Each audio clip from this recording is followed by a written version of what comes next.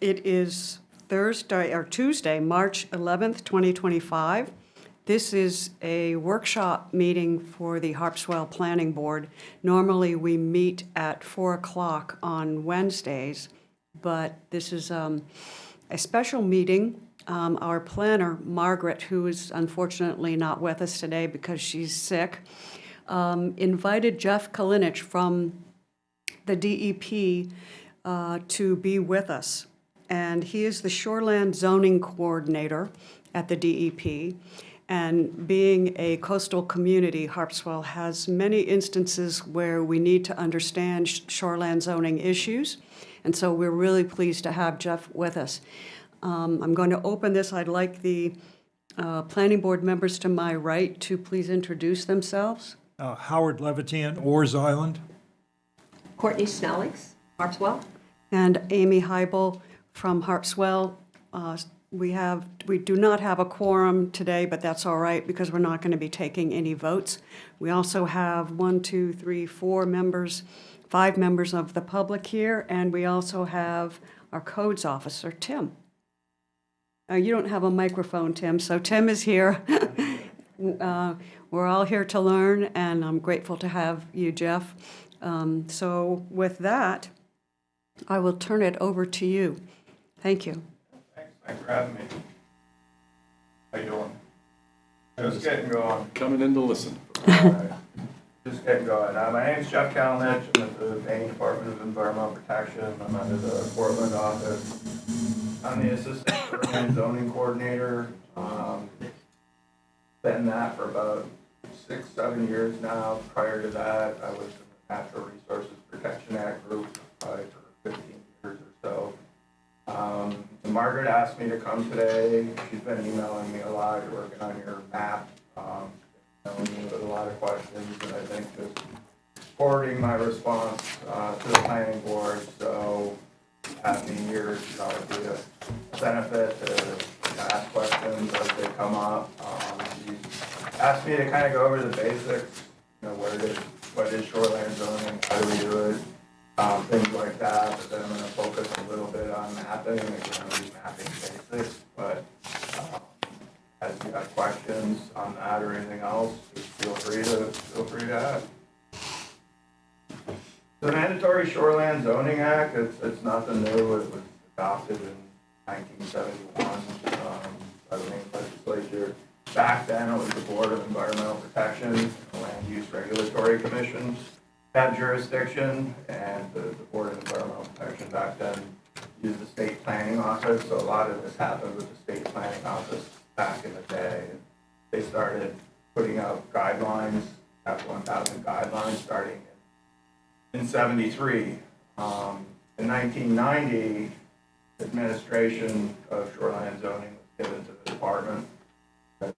He took over Chapter 1000 and wrote standards, updated standards, worked with municipalities. So some municipalities have ordinances going back to 1973. What was required then, a lot less than what's required today. The learning process as we go along. You're welcome. I'm not used to being under the camera and on the microphone.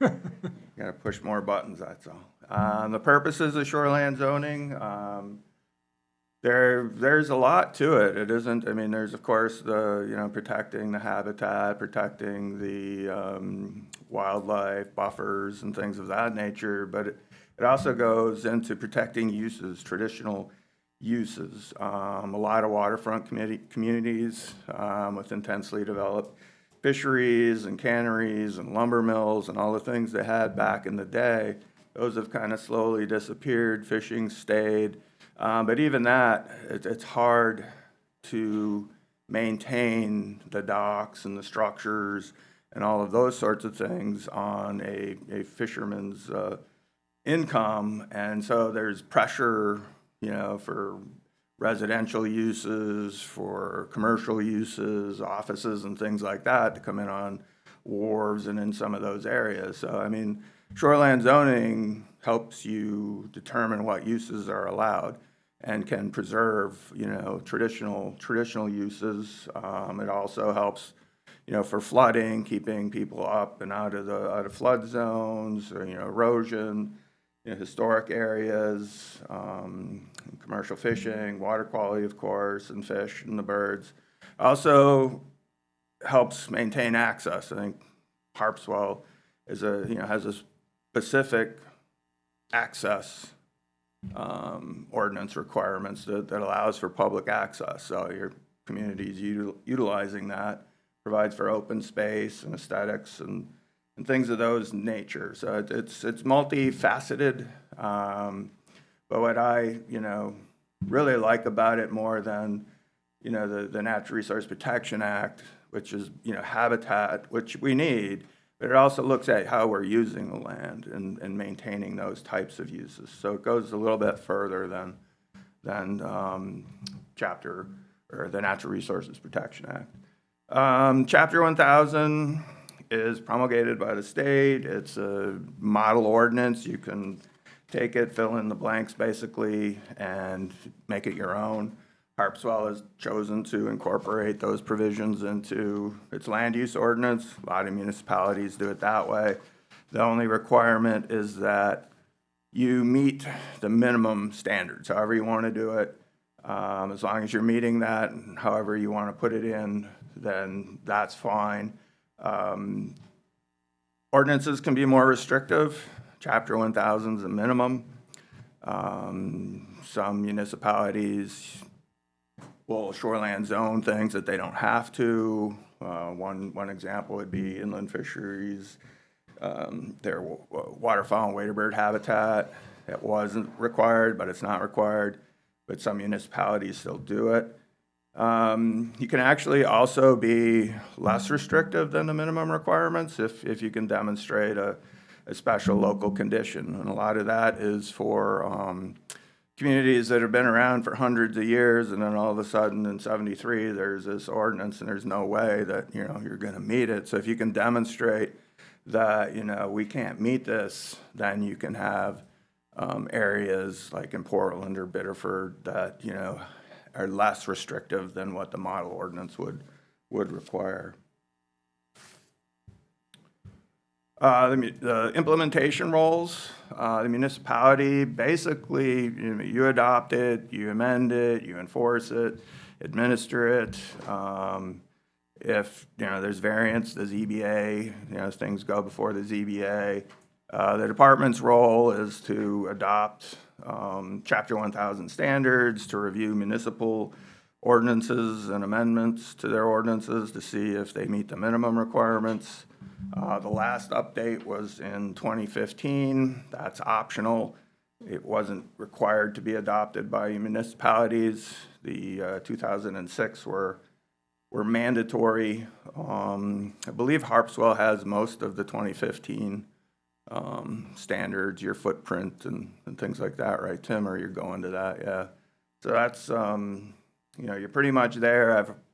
We've been talking for a few years internally. It needs to be updated again, so hopefully we'll get around to that in the next year or two, and see where it goes from there. Things have changed a lot since 2015. And point to one thing, campgrounds. In 2015 campgrounds, we never imagined campgrounds. It just doesn't really do much. So a lot of municipalities are actually adopting their own standards to address glamping. The applicability of shoreland zoning in the Mandatory Shoreland Zoning Act, great ponds, streams, rivers, coastal wetlands, freshwater wetlands. There's an option for outlet streams, and tributary streams are required to be shoreland zoned. You adopt definitions in the ordinance. They're all shown on a map, except for tributary streams aren't mapped. They occur if the conditions are present. It meets the definition of a tributary stream. It wouldn't be something you would see on the map. Now, Harpswell doesn't have any great ponds or streams or rivers. It's mostly a coastal community. There's mostly coastal wetlands and freshwater wetlands and tributary streams, but we'll go through what those are in case you're talking to other communities or things like that. But just to give you an overview, a great pond is defined as having a surface area naturally occurring, in other words, not impounded, surface area of 10 or more acres. If it's impounded, it's 30 acres or more, unless somebody owns everything around it. There's that exception, but I haven't seen that in southern Maine. Classified GPA. All great ponds are classified GPA. There are a few impoundments on some of the larger rivers. The only one in southern Maine, there's an impoundment on the Saco River that's considered a great pond because of it meets the GPA requirements. Streams. A stream is a free-flowing body of water from the outlet of a great pond or the confluence of two perennial streams to a point where they reach another shoreland zoned resource. And these are shown on a map, National Hydrology data set. Rivers are free-flowing bodies of water, including floodplain wetlands, from that point at which it provides drainage for a 25 square mile area to its mouth. Now, if it's tidal, basically it starts at the head of tide. You'd look at the head of tide. So even though you have rivers, named rivers flowing by, they're not regulated as rivers under shoreland zoning. They're coastal wetlands because they're influenced by the tides. A coastal wetland, it's all lands with vegetation present, tolerant of salt water, and occurs primarily in saltwater or estuarine habitats, swamps, marshes, beaches, anything subject to tidal action during the highest astronomical tide, and all subtidal lands. Now, freshwater wetlands are marshes, bogs, and similar areas, basically not forested wetlands, and they have to be of 10 acres or more in size, and they have to show wetland characteristics, which is basically meaning it's inundated by groundwater at a frequency and duration to support wetland vegetation and have the wetland hydrology. But there's only a requirement for larger wetlands to be shoreland zoned. So if it's 5 acres, you don't have to shoreland zone it, but the DEP will have jurisdiction with it on the Natural Resource Protection Act. Could you explain that a little bit more? Explain. Yeah, just go over that again. So if it's 5 acres, then it's under NERPA? Yeah, if it's in order to be shoreland, you could. The minimum requirement is 10 acres. So you look for all freshwater wetlands 10 acres in size or greater if you want to go with the minimum standards and put shoreland zones around those. You do not have to shoreland zone something that's less than 10 acres. Let's use 5 acres as an example. So when you look at your map, you'll only see the shoreland zoned ones. So even if you know there's a wetland over here that's not on the map, it's not shoreland zoned, but DEP would have jurisdiction over that wetland.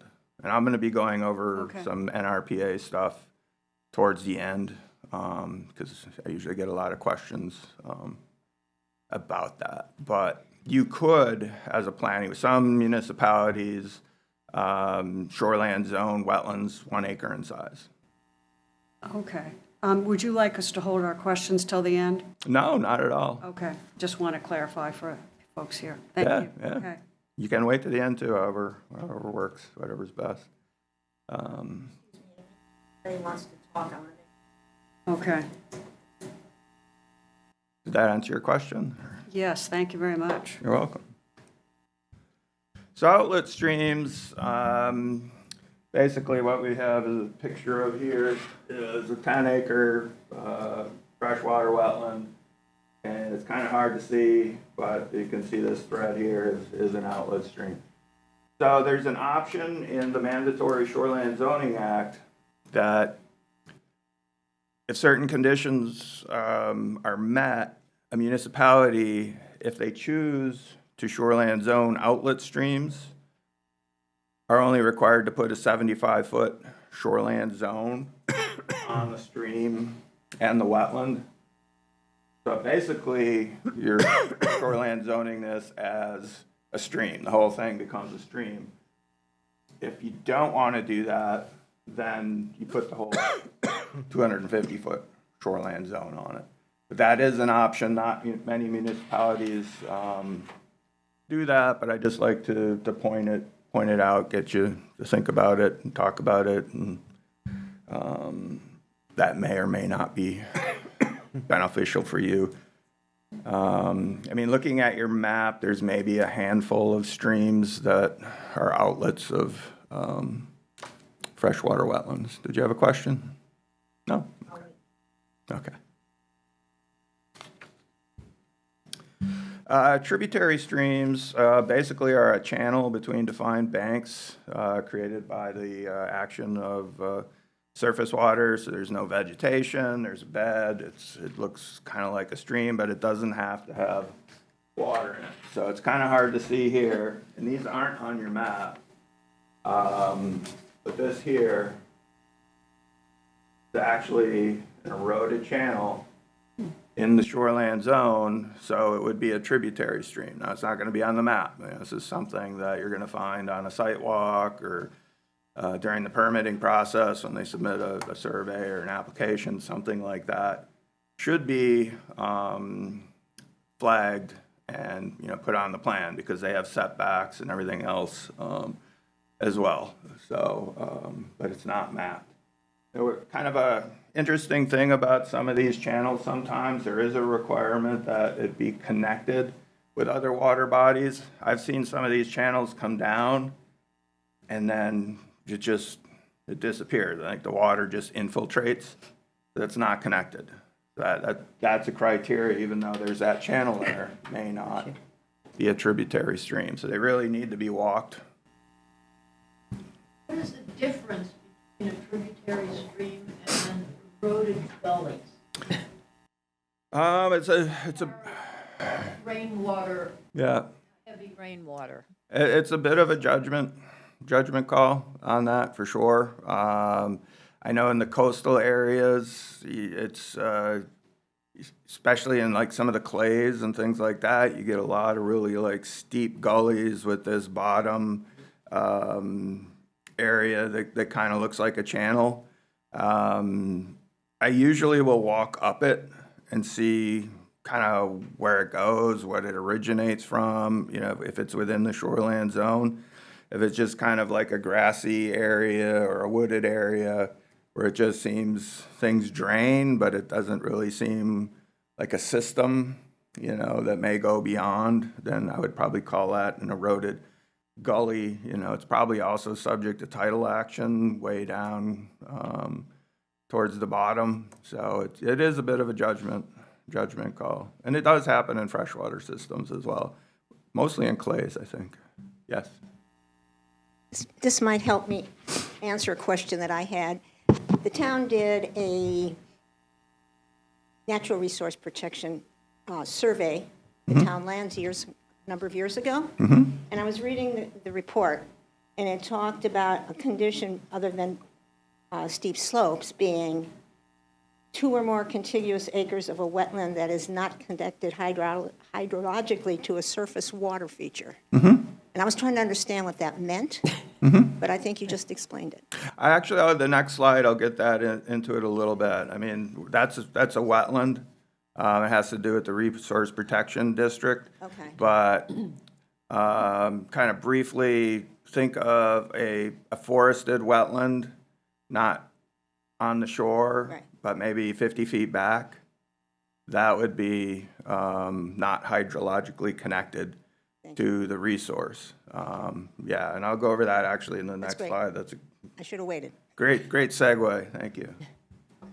So this kind of summarizes everything I have kind of talked about. And so what we have here is we have the coastal wetland that has a 250-foot shoreland zone. Now here we have a salt marsh, salt meadow. It's not open ocean. It may or may not always be subject to tides, but it's connected. So the shoreland zone goes around it. Here we have a 10-acre freshwater wetland.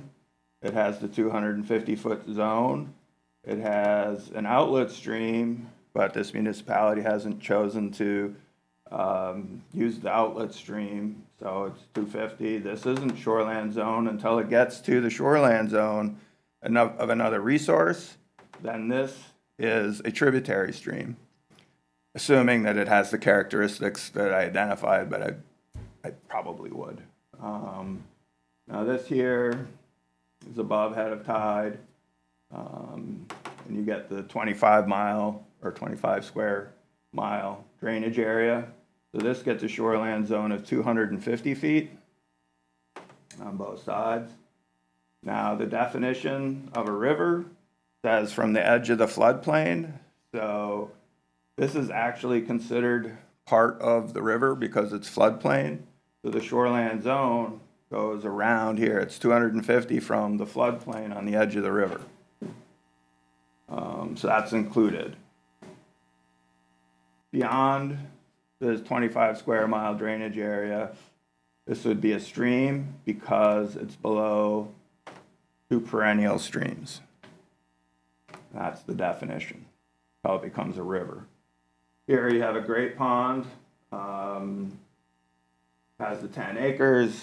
Now this wetland is hydrologically connected. It's at or below the elevation of the water in the pond, so it's considered part of the pond, and the shoreland zone goes around it. You have a stream, 75 foot, because you have the confluence. Here's 2 intermittent streams. The confluence of those are not shoreland zoned. That's kind of in a nutshell what Chapter 1000 requires for shoreland zoning. And we'll kind of go over some NRPA stuff, because as you're likely aware, there's a lot more wetlands and streams and what happens to all that stuff. And we'll try and sort some of that out towards the end. So you take that information and you put it on a map. You give it the zones, and then you start looking at districts. So you divide the shoreland zone into districts. We've identified what needs to be shoreland zoned, but now you divide those up. And Chapter 1000 gives you guidance on what you need to do for each kind of district. So a resource protection district, if it's floodplain,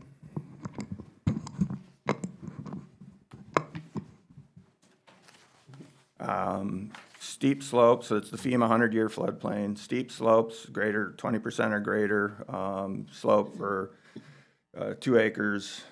If there's wetlands, so if there's a forested wetland in the shoreland zone, or even a little emergent wetland in the shoreland zone that's just kind of sitting there, that would be in resource protection. Areas subject to severe erosion, and then this is what Margaret and I emailed a lot about, is unless it's currently developed. We'll kind of get into that a little bit later. So it might have these criteria, but it's already built up, so you don't have to put it in resource protection. You can, but you don't have to. Stream protection, basically, if it meets the definition of a stream, it goes into that district. Residential, I mean, a lot of the coastal communities were established prior to shoreland zoning. There might be a little mix, there might be a variety store and some, residential development. There might be an area in town with a little bit denser commercial. We tend to go with limited residential, kind of as a start, it can have a little bit of commercial in it, but if you find one of these more intense commercial areas, and I believe Harpswell has that district, limited commercial district, not all communities will do that. They'll just throw it all in limited residential because there isn't, more dense commercial development. And then general development 1 and 2, these are heavy industrial use areas on the coast and other areas, but mostly on the coast here. And of course, the commercial maritime fisheries districts, which Harpswell definitely has. So is the resource, is the area currently developed? If it meets the criteria for limited commercial, general development, or commercial and maritime fisheries, it's currently developed. There's no putting resource protection on it. Now with residential areas, it kind of depends. And it depends on the density of development. And this isn't something that, basically the Shoreland Zoning Act says unless currently developed, they don't define currently developed. So the department had to come up with a policy of what currently developed was. And it chose areas with fewer than one principal structure per 500 feet of shoreland zone frontage when these areas extend for more than 1,000 feet. Then they must stay in RP. So this area here, I think it's hard to see. I tried to put it under. But there isn't a lot of development. It goes over 1,000 feet if the criteria for resource protection are present. If there's steep slopes, if there's floodplain, those things, then that would stay in RP. The other thing about RP is you only have to designate what exists. So if there's, the floodplain only goes 100 feet in, the first 100 feet should be RP, but then beyond, it can stay in limited residential. So you end up kind of with this split district. You don't have to put the whole thing in RP if the criteria aren't present for the whole 250 feet. So a lot of times steep slopes will run within the first 50, 75 feet, something like that, and then it'll flatten out. It's a nice build spot. Just because they have the steep slope on the front doesn't mean they can't build in the back. You can split that district. The whole district doesn't have to be, or the whole zone doesn't have to be RP. You can have partial RP and then the rest residential if it falls into that. Now on this side here, you can see just counting docks, there's a lot more residential development. It meets the DEP's policies, so if the criteria are present for RP, you wouldn't have to put that in RP. You can leave it as residential. You can put it in RP if you want to, but it creates some problems, yes.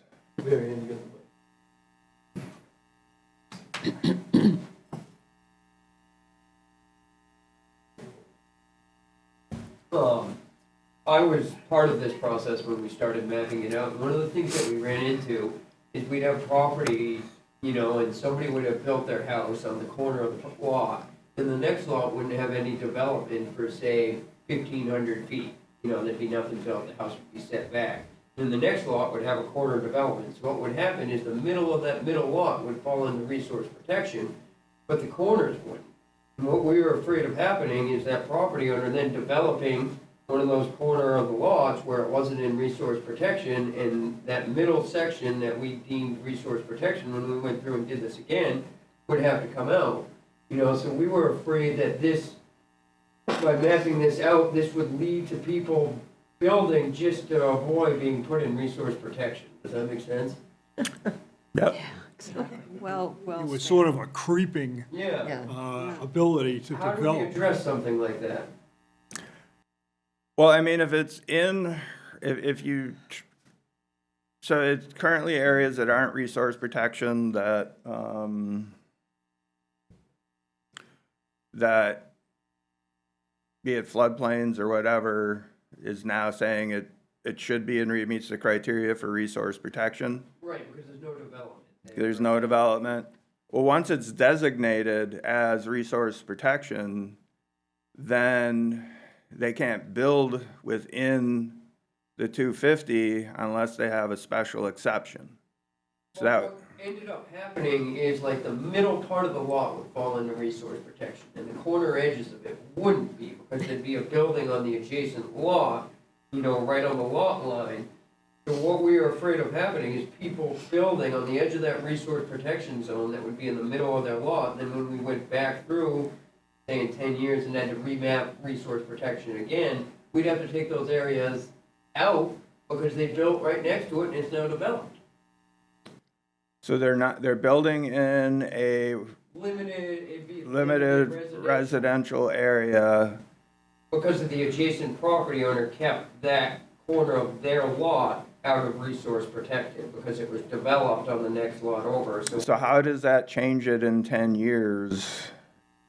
Because then it would be developed if they build, so when we remapped it, Yeah. assuming it stayed the same, that would be a developed area now that would take that whole swath out of resource protection because they've developed on the edge of it. And that 1,000-foot, that we had before now became 750 because there's a house right there on the edge of it. So it'd be a legally existing lot, Yeah.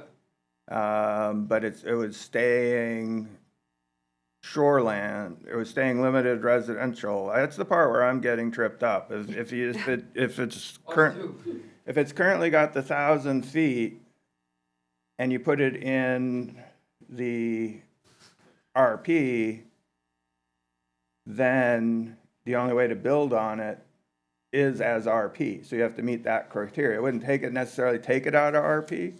I mean, Tim, do you have the special exception language in your ordinance for building in resource protection?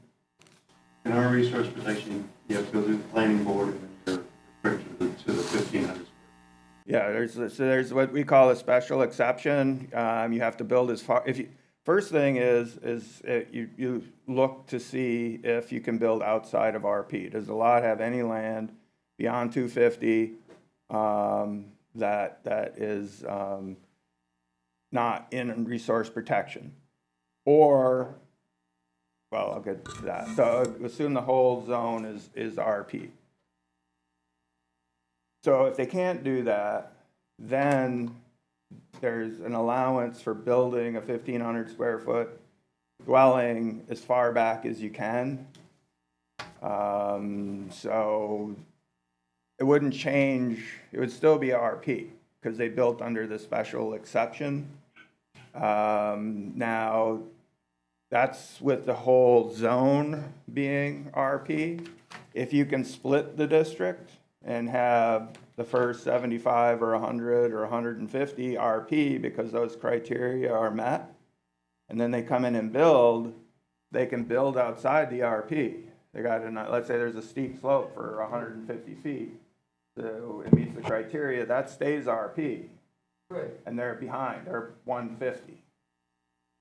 So that wouldn't really change, that RP shouldn't change, because that, as those lots are developed, let's say there's 4 lots, Yeah. and they each got 250, they should be building outside the RP. So that wouldn't be developed within the RP, so it wouldn't change how you would look at it. You'd still have the 1,000 feet. I guess our concern is, we'll say a lot has 1,000-foot square shoreland, and it's not developed right now. But the adjacent lots will say are each 250, and it's built on the corner of that other lot. Yeah. So essentially, we have to go 1,000 foot from that corner of where it's developed into that lot that's undeveloped. So some of that would come out of resource protection because of that development on the adjacent lot, and that 1,000 or 500 feet, whatever it is, I'm getting confused with my numbers. So you'd have a middle section of that middle lot that would stay in resource protection because it was still 1,000 feet from the development on the adjacent lots. But then couldn't they essentially build Like, if you have one lot here with a house on the corner, and the middle of this lot is resource protection, why couldn't they build right here in limited residential? And then when we go through in 10 years and remap this again, now the house that was here is 500 feet this way, we'll say that was built in limited residential, and when we remap, that 1,000 foot, you know, it's just been moved over 250, 300 feet, so we're gonna lose kind of a little bit of that RP in the middle of that lot that didn't have the development. We were basically wondering, do we do this by lot basis? Or do we look at it without lots on the map type of deal, you know what I mean? Basically, I mean, I think you look at lots, Is it a developed lot? Basis? and you stack up the lots.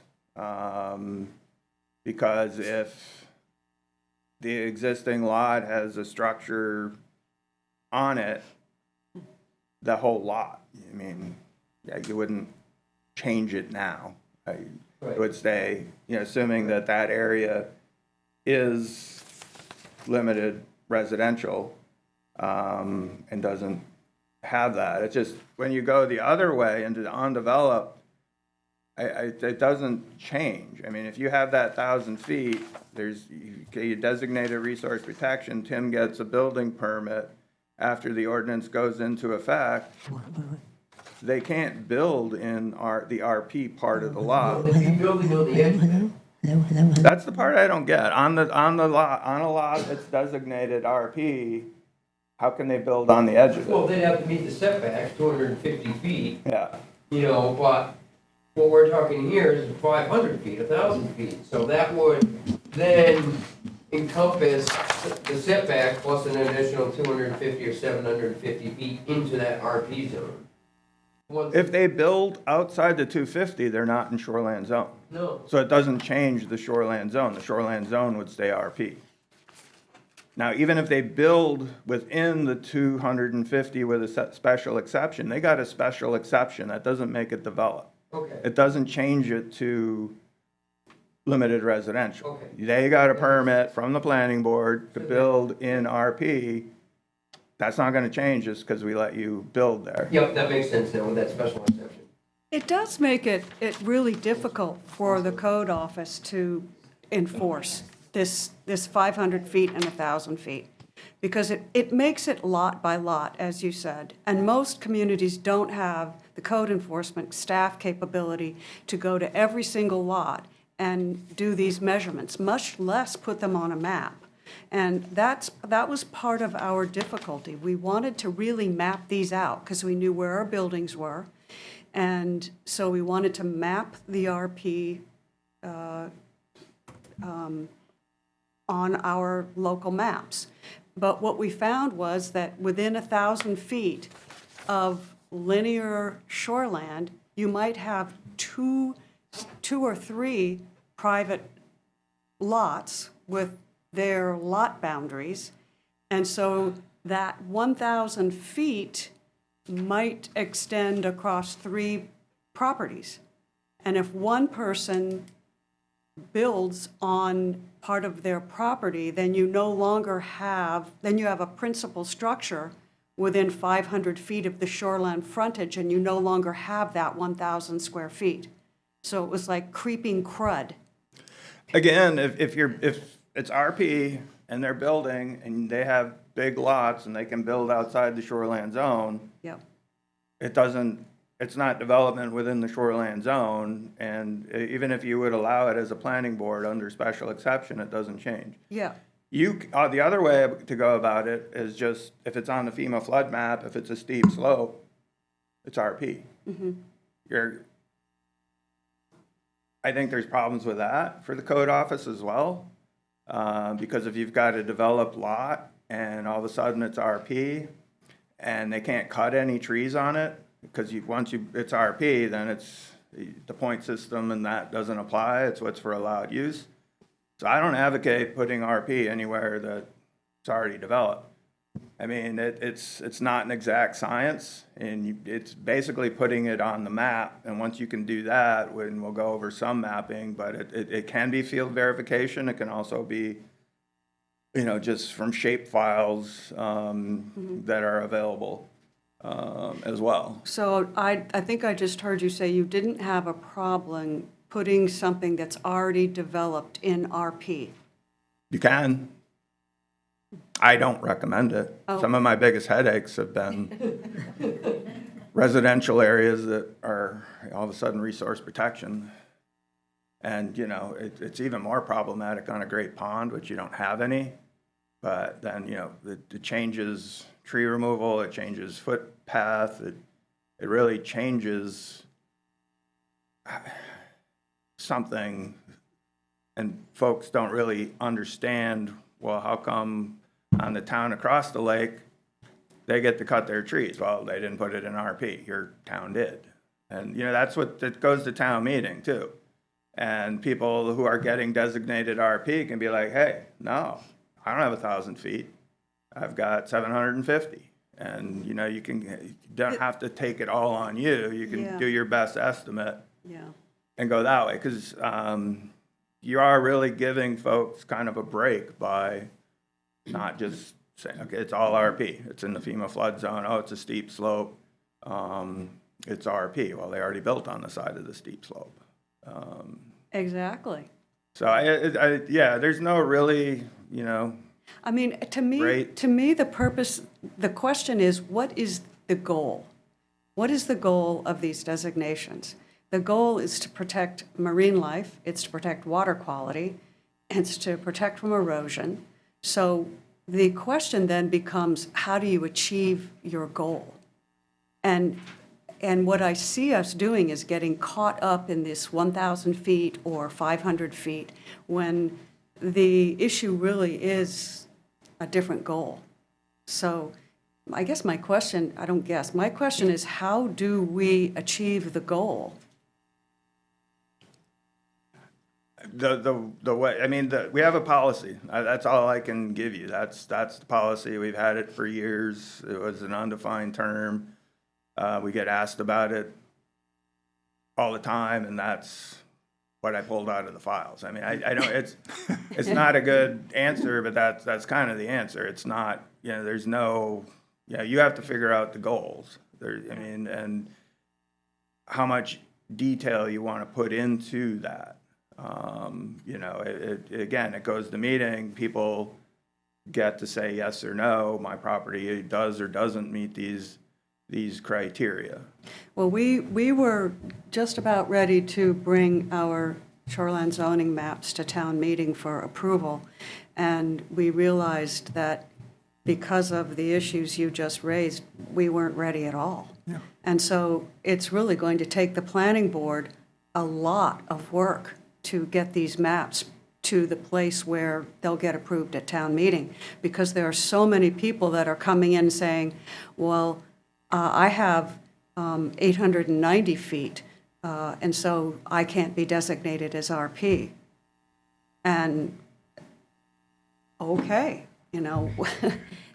Well, I mean, And the you town have- can develop a policy as well. I Yeah. mean, you can be more restrictive than the Well- department. If there's something out there that works easier for you, I mean, you But you're taking somebody's rights away. If they can build a house one day and we remap and they can't, and they can only build 1,500 square feet, or they can move it outside the split zone, but they don't want to do that. They feel as if we're taking something away from them, which we are. And when we hired somebody to give us the mapping, to redo the mapping with the highest astronomical tide figures, with the floodplain map that we'd already adopted, and your definition of what should be in resource protection, all of a sudden, a lot more properties were going to be in RP. And we had to make a decision on a lot-by-lot basis, and we weren't ready. No. Because Well, the minute we started to talk to, they all got notice, because they're required to before the they town should. meeting. Well, part of the problem here Boy, it is didn't Harpswell didn't put flood zones in RP. I mean, I had this conversation with Bill 2 or 3 years ago about mapping. So in a lot of ways, you're catching up. I mean, there were areas that should have already been in RP that weren't. And so now you're going through and everything's getting it, and yeah, there is some of that. for sure. And yeah, I talk to people every day about their rights. You know, Yep. do we actually own it or do we rent it from the government? You know, I get that comment every day and I understand it. But these are the laws we have on the books and, you know, that's what I've got, you know, and they're laws. And now we're dealing with a policy. It gets in the weeds really, really quick. Did you have a question? I was just going to mention, in the past, I'm on the Conservation Commission, and there's members here as well. The last time we tried to put in the new resource protection zones, the Conservation Commission ground truthed this is in 2000, all the previously mapped wetlands by woodlot alternatives in 1995. And they came up with reasonings of why they were going in. I guess what I'm saying is, just as even a citizen, these updates, when they came out this past September, were kind of like, we didn't even know about them. And I would suggest that, you know, going forward, we do a better job, and we can help through the Conservation Commission of getting out ahead of it and explaining better what we're doing, and even ground truth some of these old ones that were mapped 20 years ago. I think it becomes more, you can't just throw this regulation out there that everybody in town is going to vote on the property without more information ahead of time. Absolutely not.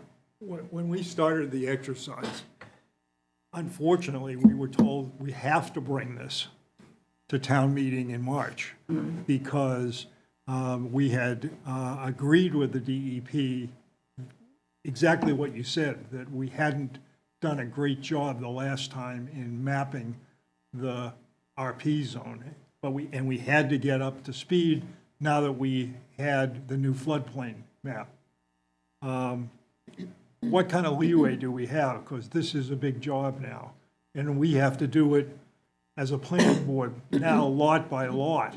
And it's not easy to do within that definition because the GIS information, at least from what we've been seeing, changes all the time. I mean, we map it one way and then all of a sudden it brings in a huge amount of lots into RP, and then we go look at them lot by lot and know, why is that in there? Perfect example for us, and you don't understand this, but the tip of Lowell's Cove is called Dixon Point. Comes in, comes out, and we know it's clearly over 1,000 feet, and we know what the number of houses there. It's obvious that it should be in RP. And every time we mapped it from the GIS people, sometimes it was there and sometimes it wasn't. And it's frustrating for us as a planning board because we have a lot of work to do now, and it may take us till next town meeting. Yeah. I mean, that's part of what I'm here for. I've never talked to your mapper, but there's a lot of municipalities that the mappers start sending me stuff as well. I have not received anything other than what Margaret has sent. So all of this is news to me. I'm glad to hear that, you're actually taking this on. It's been a while coming. And not only the map, but just even your definition, just using highest annual tide is an issue. So, if we can take some steps, at least get the definitions. Margaret's not here, but Margaret is the reason. Margaret has taken on a basket full of work that wasn't done before her. Yeah. And so, thank you to Margaret for really making this happen. So I expect you'll be hearing a lot more from us in the coming months. It's more for the department, it's more, what progress is being made. This is the first I really heard of, all the issues. I mean, part of it is DEP's policy, and you're pulling your hair out on it. Well, I can get more into the nitty-gritty of those things on actual maps and take looks and go on walks and do what I have to do. But, as long as progress is being made, there's a goal. We fixed what we could fix, but dang, this is something we need more time with. That's fine, as long as it doesn't end up on a shelf somewhere and No, we want to get this done. Yeah, Yeah, We want to have a good RP zone, Yeah. a district, but we need to do it the right way.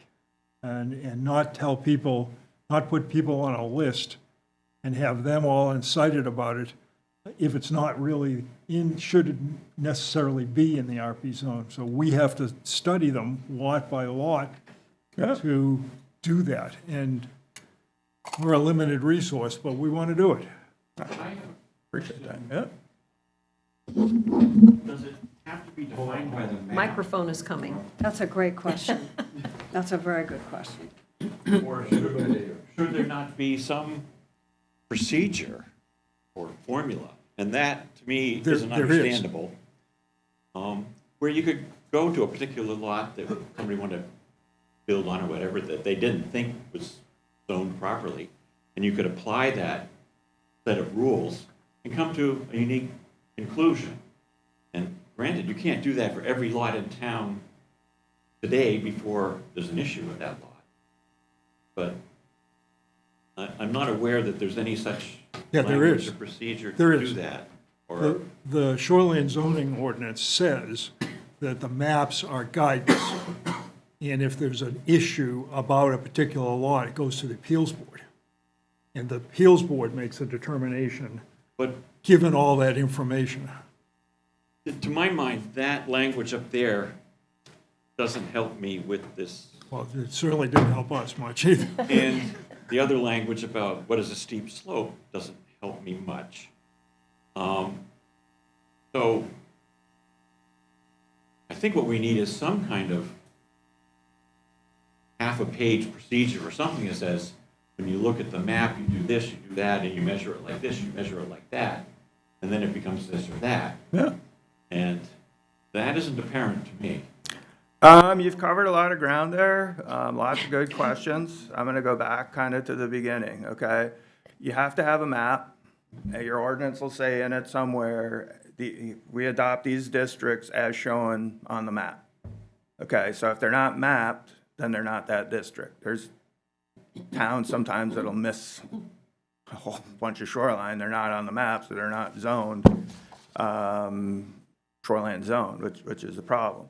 Okay, so we're at the mapping stage. We've got our districts. We're trying to identify those districts within our shoreline zone. Okay, we adopt the map, and that's our map. And now Tim gets the application, and he goes out, or he gets a survey that actually shows where it is on the lot. So there is that kind of, the map just lets you know that it's shoreline zoned in that district, but then you have to actually figure out where the steep slope ends, where the FEMA floodplain ends. Those type of details need to be on the application. So some maps might show RP on the whole lot, but when Tim goes out there with the surveyor, it's actually only 100 feet. Okay, that's field verifying the map. Okay, what can be problematic is sending it to the ZBA to remap it. Tim goes out there and is like, I don't know how they ever put this on the map. It shouldn't be this. That's really should be a map amendment, but it kind of depends on the context and things that are going on as well. And maybe it can be taken care of in-house, and maybe it really needs to go back. It really depends on not just that lot, but what are we looking at here? I mean, is it more than the lot? How big is the change? Things like that. So you need to be reasonably close in your mapping, but there's always that room for fitting a project onto a lot. Does that answer your question? No? Yeah. Well, tell me what more I can do. Tim goes out to look at a site that has a site survey.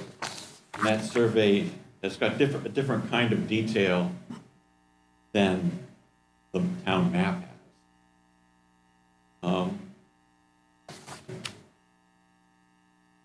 How does he determine, okay, this 50 by 50 foot spot where they want to build is no longer a steep slope.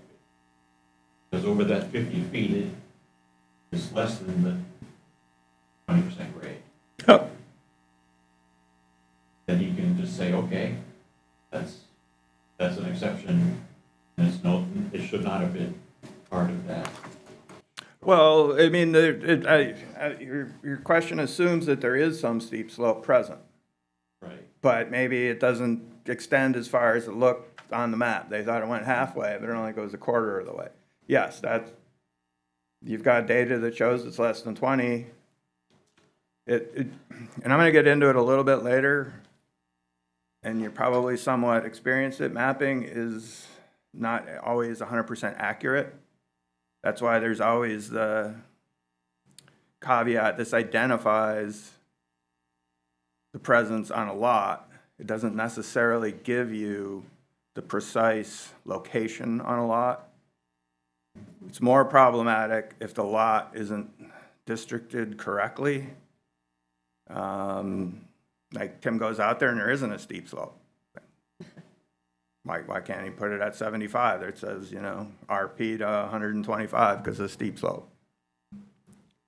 I get calls about that. We look at that. I mean, is the whole map wrong for the 10 lots that because it takes a couple acres, there's going to be more than one lot involved. Should that be a map amendment? Can we get this guy their permit because it's not present and then amend the map? You got to ask those questions and Yeah. give me a call. I mean, there isn't really a pat answer. Yes.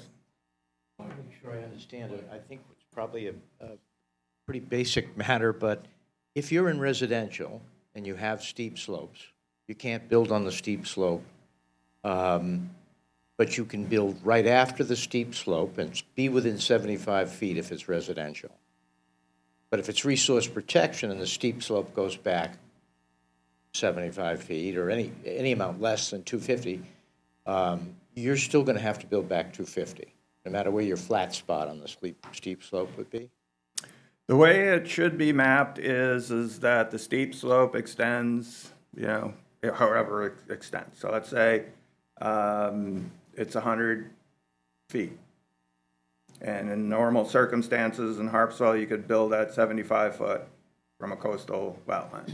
Okay, well, since this is RP, and they have this flat spot past, then they should be able to build at 100 foot. So they can't build in the RP because you split the district and they've got residential past 100. So yes, they have more of a setback. Okay. But building on steep slopes is problematic because it's susceptible to, more erosion. So let's say the steep slope goes back 200 feet. Okay, now they got to build a driveway. What kind of driveway? Is it a real snaky one? Is it one straight down? They want clearing around their house. Mm-hmm. So now you're starting to get into erosion issues, phosphorus going into the resource, which can at times have impacts. So that's the reason we're trying to keep them off the steep slope. Hey there. Now, nobody thinks that their property is the one Okay. that's going to tip the scale. Okay. And one of the most difficult things I've had to explain time and time again in the 20 years I've been talking to lot owners is that there's probably no one lot that, your 50 foot of shore frontage and your project really isn't going to change anything, but it's the cumulative impact. It's everybody doing this that's problematic. But so the resource protection is not necessarily an area 250 feet back from the shore. Right. If designated, if the steep slopes are all within 150 feet, then that's the resource protection. Yeah. Correct. And same with the flood zone, if the flood zone comes in 150 feet, that's the end of the resource protection, somebody can build just behind it. Yeah. If it's not resource protection, and the flood zone comes in 150 feet, someone could build 75 feet in, but they'd have to, build with the height requirements to get above the flood zone?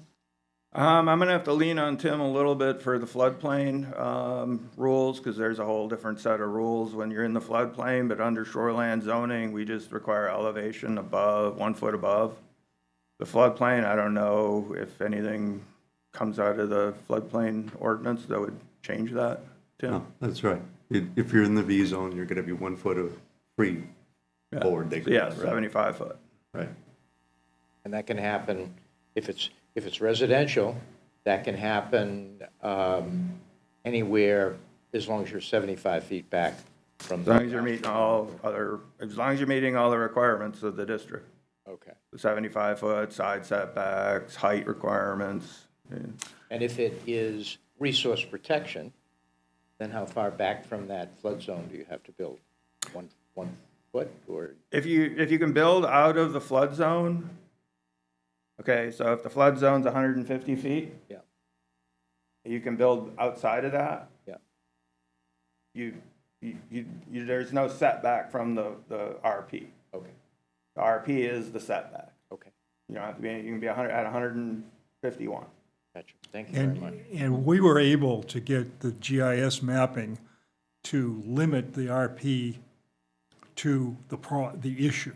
In other words, if there was a steep slope and it only went 75 feet, the RP came out as a thin strip on the map of 75 feet, true. not 250. That wasn't the issue. The issue was the definition of 500 and 1,000. That's where it got very difficult for us to map, and maybe you have guidance on, can work with our GIS person to I'd be happy to, yeah. do that. And it's Judy Colby George, so it's not a stranger to us. I mean, No. it's someone that has worked with Harpswell for a lot of years, and she does that, so I figure she's worked with you before on various things. I don't know, maybe not. But I work with a lot of people, maybe at some the name of her point, company? but yes, certainly give her my information. Viewshed is the name of the company. That Yeah, sounds we can do familiar. that. We can do that. We can do that, yeah. I mean, it shouldn't be that hard, really. It's too bad that it is, and I can bring some other folks in Augusta, get them involved, that people that actually, look at policies and stuff. I don't change policies, but I can provide input, and certainly any real experience that we have. I mean, a lot of times in southern Maine, you go down to some of these beaches, like Gooch's Beach or something down in Kennebunkport, they got like 50 square foot lots, and they're just stacked right in. It's not really hard to apply. It's just, it's pretty obvious. You get into more of a rural, municipality with, things kind of spread out. That's a different situation, and I understand your difficulty. I'm sorry it is that difficult, but definitely draw on the department as a resource. Yeah, I think we definitely will do that and appreciate your offer. The issue is Harpswell is a principality, whatever you want to call it, a town in the state with the largest coastal mileage, and Harpswell has more coastline than any other town in that state. And it's under a lot of development pressure. And it's now catching up with stuff it probably shouldn't have caught up with before. So we almost have a perfect storm of challenge. So we will definitely, I wish Margaret was here, and I hope she gets better soon, but we definitely will support her contacting you. And I think part of the issue too is, and it's not an issue, we have the Conservation Commission, which the Planning Board should be working really closely with, doing this as a way of getting out and reaching people and making sure that these policies are understood. So thank you for that. Yeah. As you can see, it's confusing for everybody. Yeah. Yeah, I understand. And to me, for the mapping it's the red flag for the office to look at. And then that's when I would say, oh, Tony, you're in it. Now you got to get a survey. You got to get it delineated, and they will determine where those lines are. We have a lot anyway, plus I wanted you just to clarify the 1,500 square feet. Is it the footprint, or is it a total of square footage? I'm not sure how it's worded. We've Does your ordinance say footprint? I'd have, I'd always been, when Bill was here, learned it was square foot. I think it's footprint. It's footprint in chapter 1000. I don't remember what, but you would be footprint because you've adopted footprint for just regular expansions. So it can be a 3,000, what my point is, it can be a 3,000 square foot house. It only cannot be more than a footprint of 1,500. Absolutely, got it. And that's where it gets confusing. Yeah. Because we made that change to footprint Yeah. back. But you get the height. So if you can have 2 stories, Height limit too. Yeah, we Right. do. yeah, there's a height limit, but I think it allows 2 stories. I think part of it too 35 is, feet, probably. we are hearing, in a way, the question isn't either or, it's both and. So we have to have these maps. These maps have a certain legal standing in that if there is a quote-unquote serious discrepancy between the map and what's on the ground, we have to change the map. If it's not a serious discrepancy, we can just consider it a minor error in the map, and we don't have to go back in and change the map. So the maps are legal, but they're not precise. We can use the maps as a sort of general, but also specific guideline.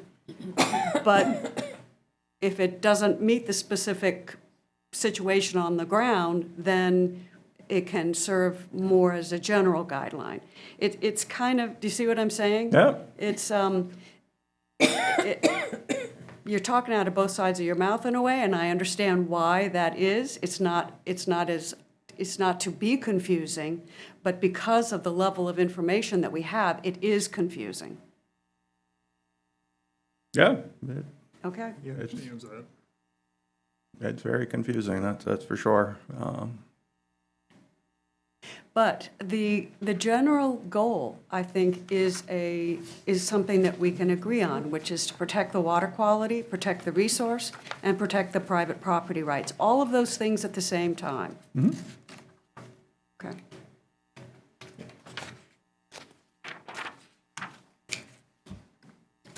Thank you. Next slide. Thank you. Yeah, no problem. Zoning districts. The importance of zoning districts is, that you want conformity. You want similar uses. You don't want residential uses adjacent to, heavy commercial uses because of the conflict. So as you're deciding districts, more, the limited res and commercial, how you go about that, the use standards, the lot standards, they all kind of bring their own set of requirements. And so that's also more with the residential, kind of keeping that stuff in mind.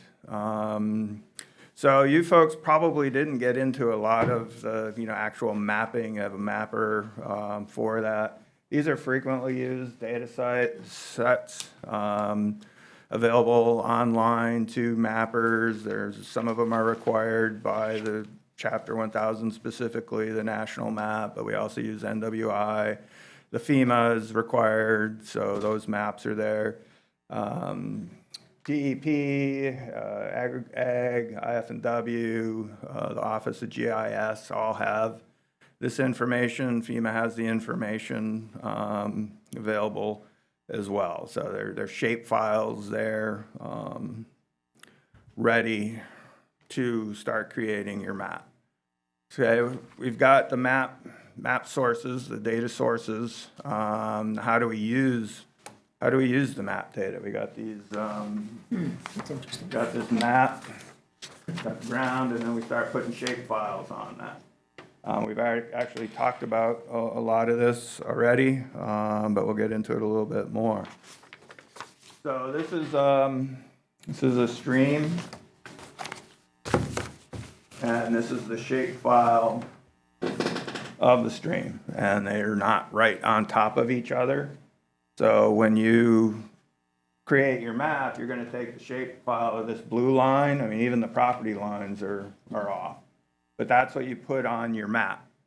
So that's the importance of going out there when you get an application to just kind of see, does it really work? I mean, you're not gonna be able to get to every lot before you put it on the map, but we know there's something out there. We can see it when we look, it's got a shapefile, it meets the definition, we're gonna put it on our map. But, you know, it could be off on the property, it could, a little bit, and it certainly doesn't follow the channel. When you're looking at the data, you also have to keep your definitions in mind. There's a lot of measuring tools out there and, you know, measuring things. There's sites with information on measuring, but it can make a difference if you understand if a wetland is contiguous with a open water body or not. So, you know, figuring out, should this be included, shouldn't it be included?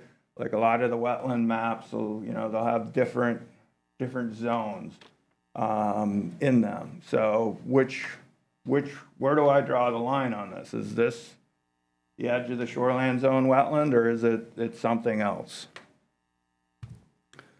And this kind of brings that out. So this is that same picture. Okay, this is the open, well, it's a peat bog, but let's call it an open water, call it freshwater wetland for our talk today. And then these are actually, when you look at them, forested. So most wetlands in Maine, not all, will transition from some open water to a scrub shrub to a forested. Now the map's going to show this as open waters, scrub shrub, and forested. And so you have to be able to pick that off while mapping. So the actual zone is going to be around this wetland, not this wetland, because we don't include forested wetlands. Now these forested wetlands adjacent to the shoreland zone wetland, that portion of it within 250 should be in our resource protection.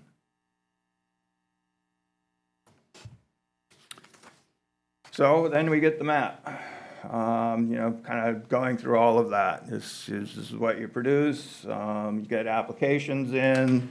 You still, you know, need to look at the property. Look for tributary streams. Look at if the mapping is correct. I mean, hopefully the districting is reliable, and what's on the lot, you know, maybe something that needs to be surveyed just for some of the reasons I mentioned. Maybe they picked the wrong wetland shapefile. Maybe the blue line they chose is not what's really on the ground. So that's kind of where, you know, boots hit the ground and we start verifying, you know, what's on the map.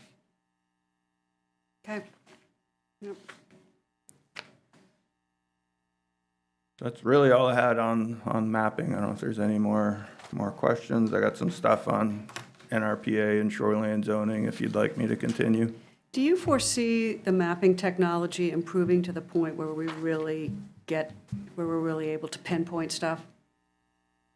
I mean, it's gotten better. I mean, technology gets better and better. The problem is, as well, is things on the ground change. I mean, there's, you know, if you have a 5-year-old wetland delineation for a project, the department won't accept that for processing an application. They'll want something new. So you can look at things that change over time. And the mapping, they were right on when they mapped it, but for whatever reason, it's not a wetland anymore, or the size of it changed somehow, and now it's 9.5 acres, where it used to be 10.5 acres. You know, things like that can happen. I mean, technology seems to improve all the time, but, you know, I think you're always going to have some accuracy issues. More use of drones for a code enforcement office. Good idea. Yeah. I don't know how Tim feels about that. I don't know about that. Yeah. How about- Yeah, I'm gonna leave that one alone. Did somebody have a question? Yeah, before you leave this section. Yeah. Between commercial fishing and residential, I mean, a lot of our residential development happens in commercial fishing.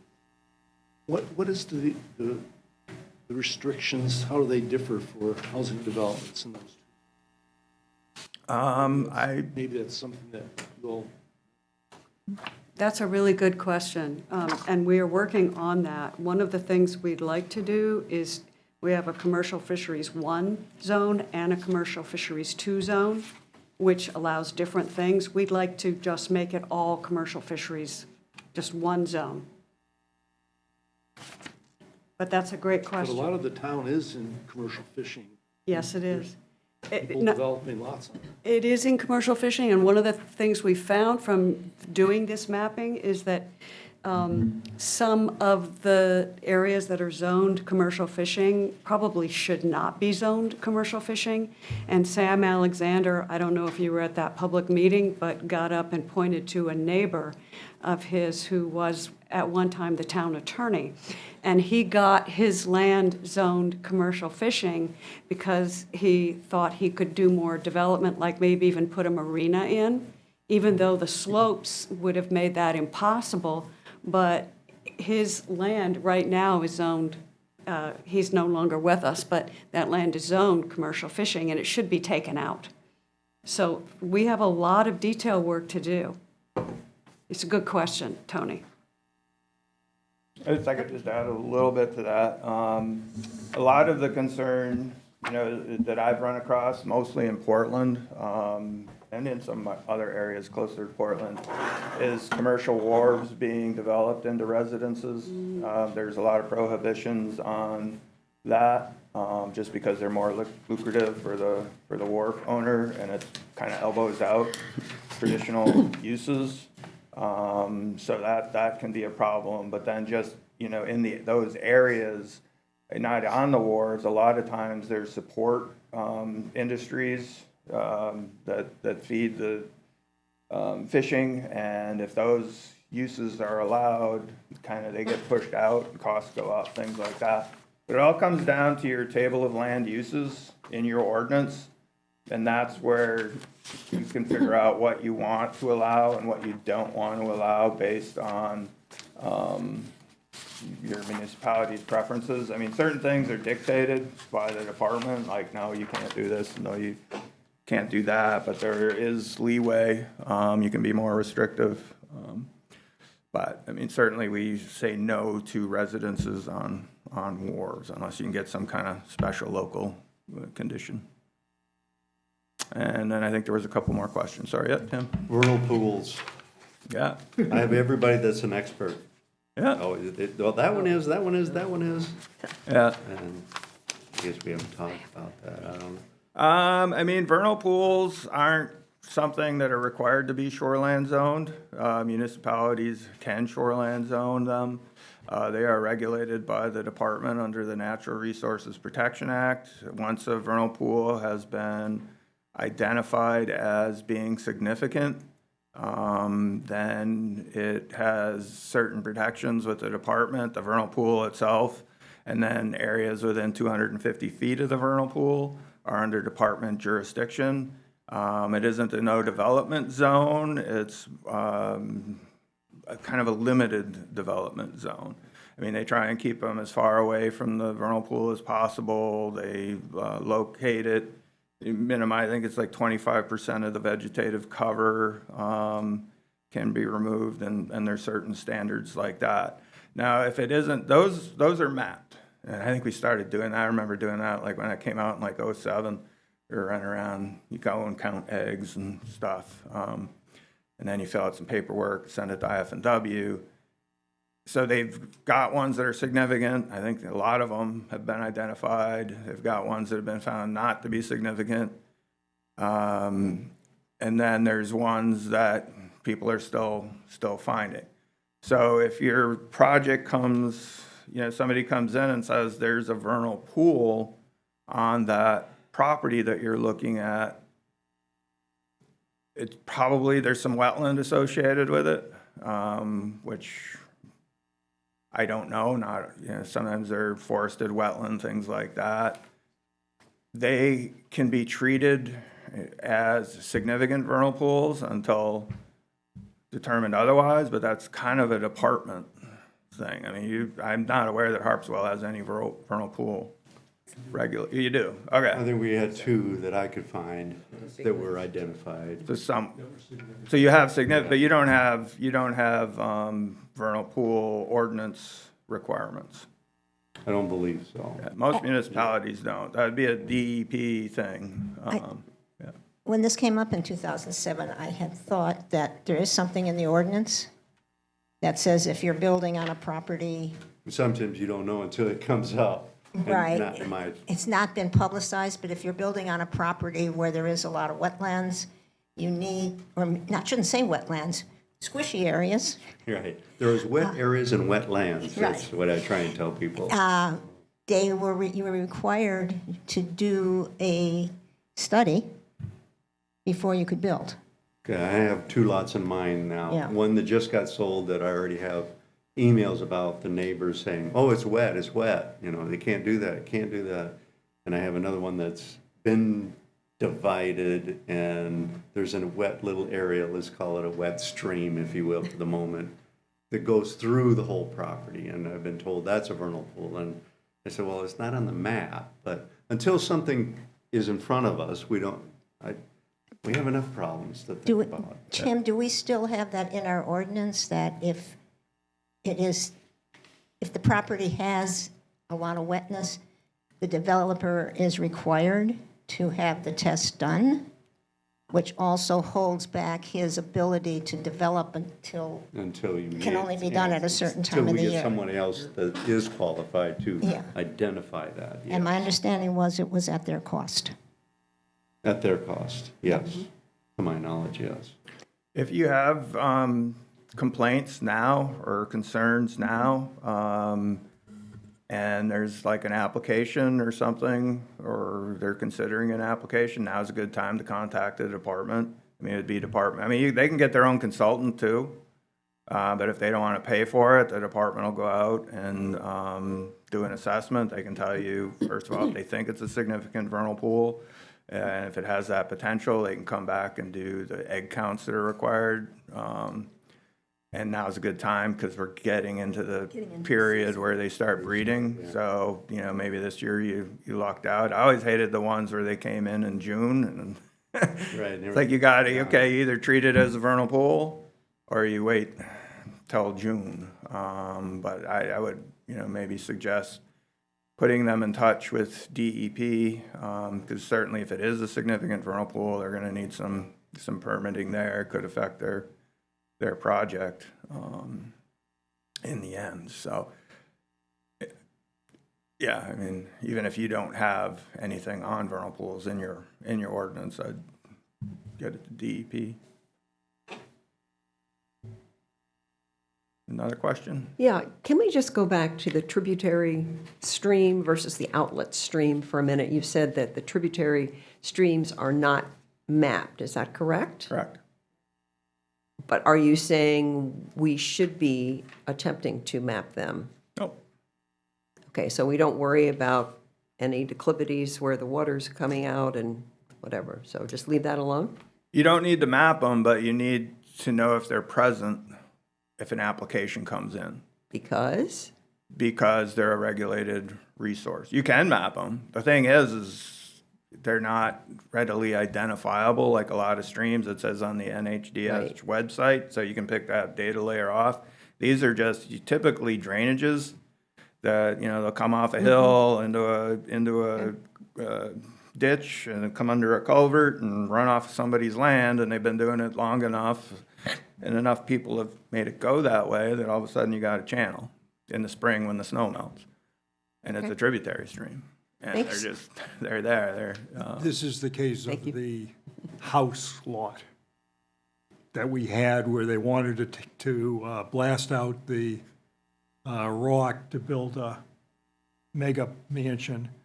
But they wanted to put it on their own land, and we did the site walk, and where they wanted to put it, there was clearly a stream. The tributary stream? Tributary, well, we don't know, because we didn't follow it that day, but we would have had to bring that up had they decided to keep going forward. Yeah.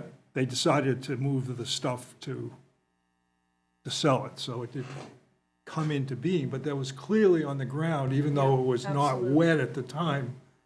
it was past the fall, it was Yeah. November, that it was some form of a gully on the land. We just didn't follow it upstream or downstream at the time, but that's what he's talking about, I think. It's more the downstream, is it connected?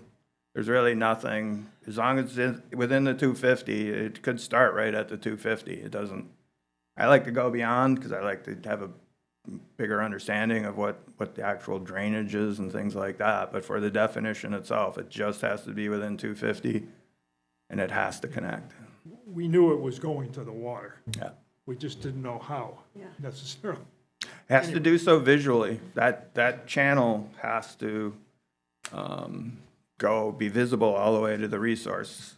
There are some that will just disappear because they're so bony and there's big voids in there, or it's sand and it's real porous, and they just end. Even the NRPA definition, you need a channel. If there isn't a channel, it isn't a stream. So you could end up with a stream segment, but for tributary streams, it says it has to go to the resource. So you want it, that channel has to be present all the way to the resource.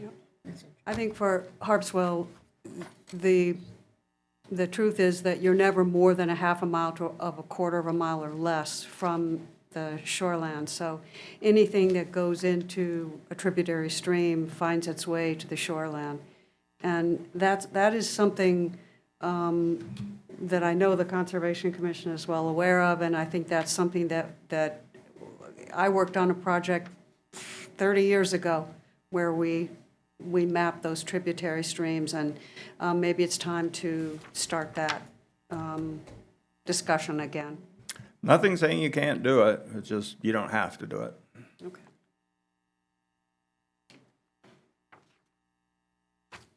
All right, ready? Yep. All right. Natural Resource Protection Act, NERPA versus shoreland zoning. As you know, NERPA is administered by the department. They have licensing staff, field services staff. It's a separate law that has definitions for protected natural resources. Shoreland zoning is administered by municipalities with department oversight and assistance. A lot of times, projects may involve both laws. They're similar jurisdictions, or at least overlapping jurisdictions, not similar.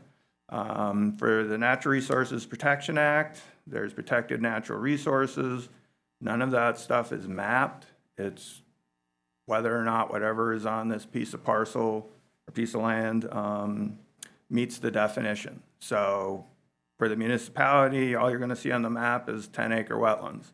For DEP, a wetland the size of this room is jurisdictional. It's not going to be mapped. Somebody's going to call DEP and say, I think there's wetland out there. They're going to take a look at it, and it meets the certain criteria, vegetation, hydrology, soils. It's a wetland. Then there's a whole host of other questions, whether or not it qualifies for the alteration exemption, 4300. If it needs permitting to be altered. All wetlands within the shoreland zone, even tiny ones, are considered wetlands of special significance by the department, which means the alteration exemption does not apply. So any wetland in the shoreland zone needs DEP permitting. Now, if it's a small wetland and the alteration is not going to really alter functions and values, or it's has marginal functions and values to begin with, and it's less than 4,300, they may waive it down to what's called a Tier 1 permit, which is easier permit to get. There's less with the paperwork, alternatives, minimization, things of that nature. So not all wetlands in the shoreland zone are going to be a Tier 1, but they don't qualify for the exemption. Shoreland zoning is only applies to mapped resources. If it's not on the map, it's not shoreland zone, even if you missed one. It's not on the map because the ordinance says as shown on the map. So that the mapping is very important, getting those on the map. And I've seen mappers, things just disappear between one version and another because they clicked on some shapefile that didn't bring all of the files. I don't quite understand that detail, but you got to be very careful when looking at it. It's not just, oh, it's on a map, it's digital, it's accurate. There's mapping issues, there's human error issues, things of that nature. Natural Resource Protection Act covers more protected natural resources. They've got the bird habitats, vernal pools, wetlands of all sizes, streams and brooks. But generally, they have lesser setbacks. There's only a handful of wetlands or vernal pools or habitats that are going to have 250-foot setbacks.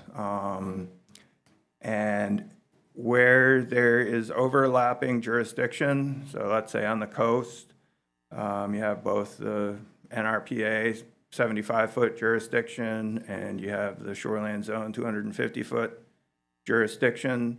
There's an exemption in NERPA that vegetation removal is for the municipality. It doesn't need a permit. So where there's overlapping jurisdiction, that's one thing DEP under NERPA isn't going to look at. Sometimes I review them while assisting municipalities.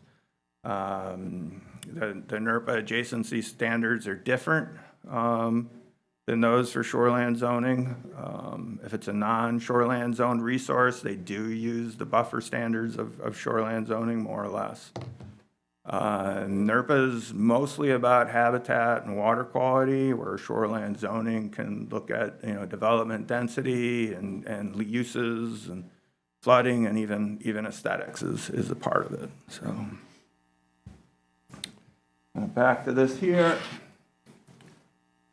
So on the coastal wetland, it's going to be 250 for the municipality, but it's only 75 for the department. The department's going to get this resource, but it may or may not have a setback depending on if there's a habitat or not. The municipality has 250. The department will get this as a stream if it meets the criteria, probably will. As the department has a 75-foot setback under NERPA. Now, a difference with DEP and shoreland zoning is shoreland zoning is going to include this wetland as part of the river if it's connected, same elevation or less. The DEP uses a definition where it turns from primarily aquatic to terrestrial, so they would consider this not aquatic. So the DEP jurisdiction would be 75 feet from the main channel, the normal high water line. That's the difference. And then when you get out on some of the streams, DEP is going to be picking up these streams that aren't shoreland zone. A lot of stream systems are like trees. You get little branches in all the areas. If it meets the definition, it could be intermittent. Things of that nature are all going to be NRPA, but not shoreland zoning. So those are some of the differences. This is kind of another way to look at it. So we have the resource, edge of the water body. All right, this is navigable waters, the Army Corps of Engineers. It's going to be involved outside the hat. DEP, for the most part, is going to be within 75 feet. Certain circumstances, it could go to 250. But the municipality is going to have the 250 and in honor over the resource, like Harpswell does. So if an applicant comes in and says, they want to do something between 75 and 100 feet, and DEP said, I didn't need any permits, it doesn't mean DEP is approving the project. It just means DEP doesn't have jurisdiction for the project. So you don't need a permit.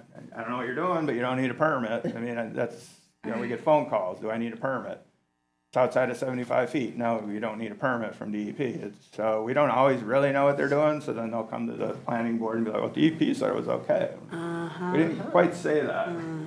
That you didn't need a permit. So I like to point that out. Then I like this one too. Just because DEP approved the permit by rule or anything else under the NRPA separately, they still need to comply with the municipal ordinances. As kind of highlighted here, there's differences, not only in the footprint, the area that we're looking at, but the standards associated with those activities. So a DEP approval isn't necessarily something that can be approved under shoreland zoning. The department's getting a lot better at having shoreland zoning take a look at things, at least make sure it's okay with Chapter 1000, but that might not necessarily fly in whatever town it's in because they may be more restrictive, things like that. So I just like to point that out. The shoreland zoning program, there's 4 of us, cover the state. I got southern part. It's the smallest by area, but the largest by density. Colin, he's got Augusta, he's my supervisor. We got Jess and Bangor and Ross up in the county. So if you find yourself in other areas, I'm not available. You can always reach out to those folks. Also like to point out DEP has a website, and if you go to this website, shoreland zoning, DEP land, shoreland zoning, it has all kinds of stuff on. It has everything we have on shoreland zoning, Chapter 1000, sheets and things like that. There's also a similar one for NRPA. Instead of SLZ, it would be NRPA. And you can get information there as well. So. Any more questions? Wow, thank you very much. I feel like I definitely know more, but before I didn't know enough to know what I didn't know. Right. And so now I have a little bit more sense of what I don't know. This is really confusing. It's just detailed. Yeah. And there's a lot of layers to this information. And so really appreciate your coming down here and sharing this with us. I probably got 20 slideshows. I mean, just start putting up slideshows. We can get into use standards, lot standards, spend the rest of the day. I do have a couple. I'm just kidding. I figured. We'd have to But there order is a lunch, lot. and I don't think it's in our budget. Yeah, no, there is a lot. It's not intuitive. You can read this stuff one day and then read it the next day, and I don't know. I mean, I have to read it every day. I don't generally go off of what I think it says. It's what does it say? And you can read, 2 reasonable people can read it different ways. Yes, thank you. I do have a question, and it goes back to the forested wetlands. We have 2 particular ones in town that seem to be a topic of a lot of concern. And when I read some of the previous reports talking about recommendations for RFP, they were not recommended for the reasons that you explained, having to do with the shoreland zoning ordinance, not to say that those wetlands aren't important. Mm-hmm. I'm looking for, I think I have more direction now, if we, as the Conservation Commission, wanted to pursue that to figure out, because we know they're important, maybe not for this particular reason, but they're important, should be looking at NERPA? No.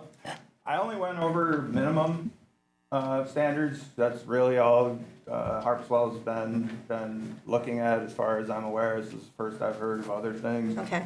But Chapter 1000 under the RP, I mean, there's the minimum requirements, but then there's also municipalities may also include other areas which have been recommended for protection in a comprehensive plan or otherwise endorsed for protection by the municipal legislative body, such as other important wildlife habitat. So if you have shorebird habitat and identified, moderate high value waterfowl habitat, you can designate that. Natural sites of significant scenic or aesthetic value, areas designated as natural areas that should be protected by the federal, state, or municipal government. other significant areas to fulfill the purposes of this ordinance. Yeah, I mean, you can, if you want to identify it, you can put it in resource protection. This gives you a tool to do that. You can have forested wetlands. Some municipalities, they don't really keep up with the comprehensive plans so much. And they'll just have something in their ordinance that says, or as otherwise shown on the map.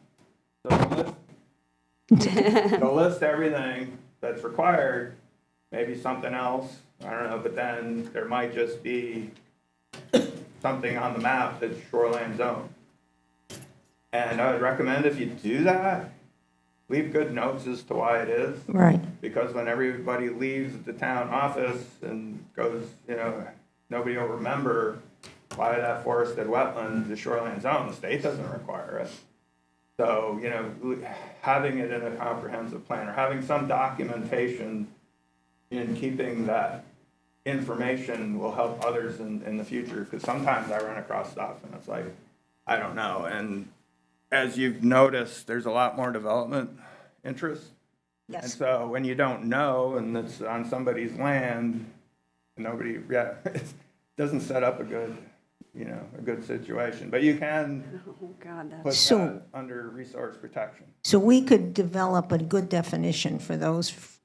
I'm thinking of these forested wetlands that really are very integral to our water supply in a fractured rock aquifer, and what they're doing as being undeveloped right now. Yeah, I mean, some municipalities, and I'm getting a little out of my area, but they'll have aquifer protection zones,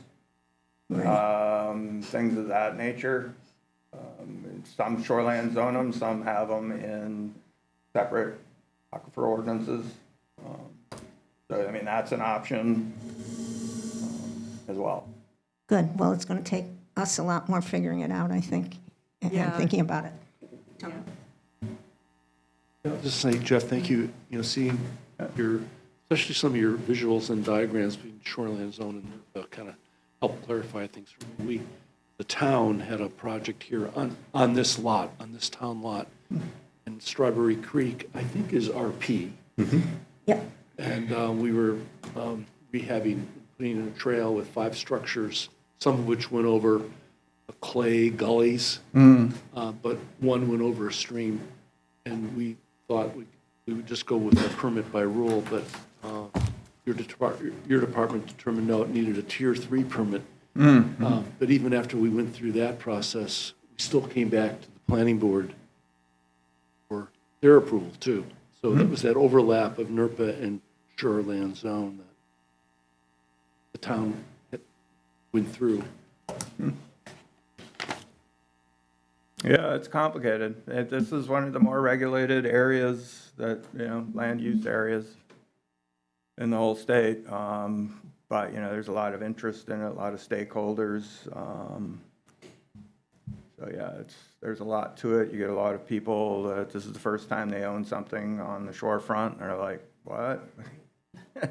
It's, you know, eye-opening to them and not necessarily, you know, easy to work through all the nuances You associated know, with it. one of the things that it's not just first-time landowners, but it's who is developing. Like when I first joined the board, I don't think either one of you were on it. We had a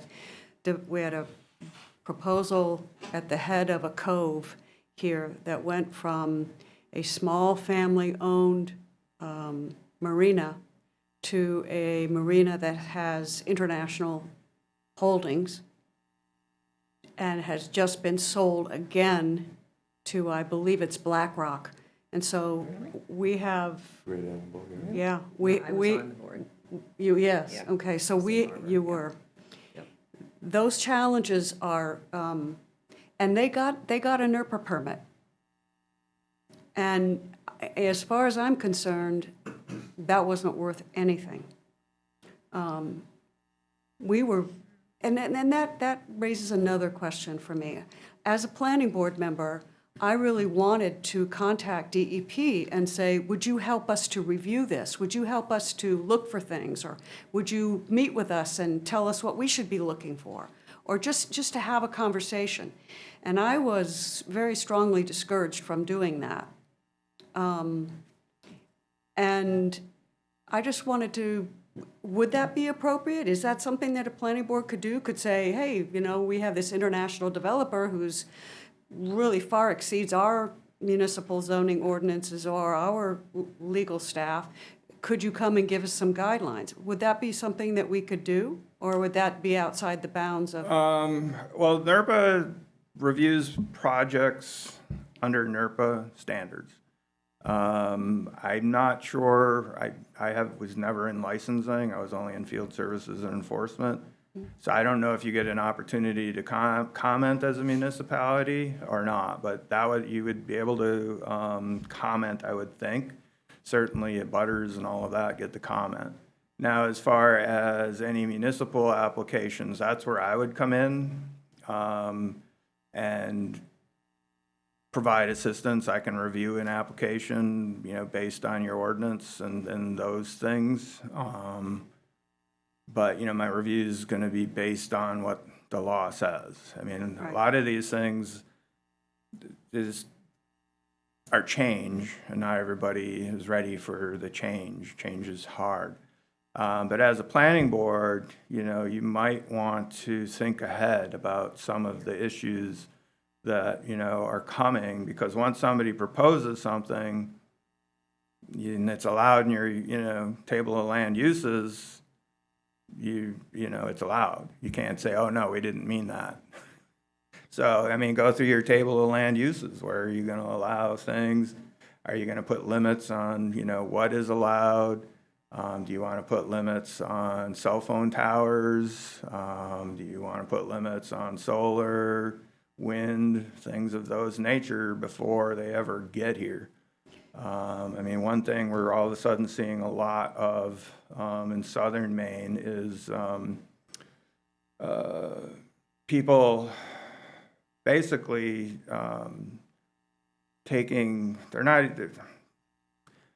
legally, I guess they're vessels because they get IF&W to put a sticker on them, but some of them don't even have motors, and then they will park them at a marina, or they'll park them out on their dock or wherever, and then they start renting them out, and they're basically dwellings. So, you know, that's kind of a up and coming thing. The whole our Airbnb, short-term rentals are issues, and I just probably scared you away from the planning board. But, you know, there's a lot out there that could really change a community like this. Now, some people like that change, and some people don't. And I'm not telling you which way to go, but you might want to think about it.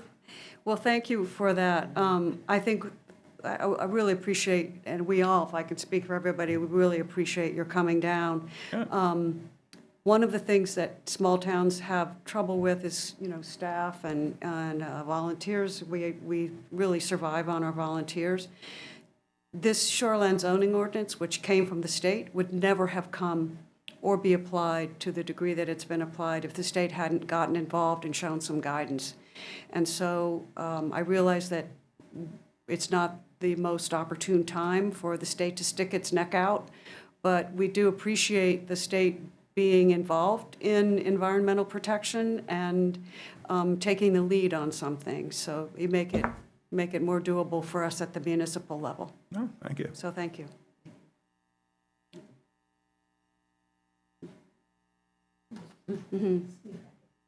Okay. Yes, motion to adjourn. Move we adjourn. Second. All right. All those in favor?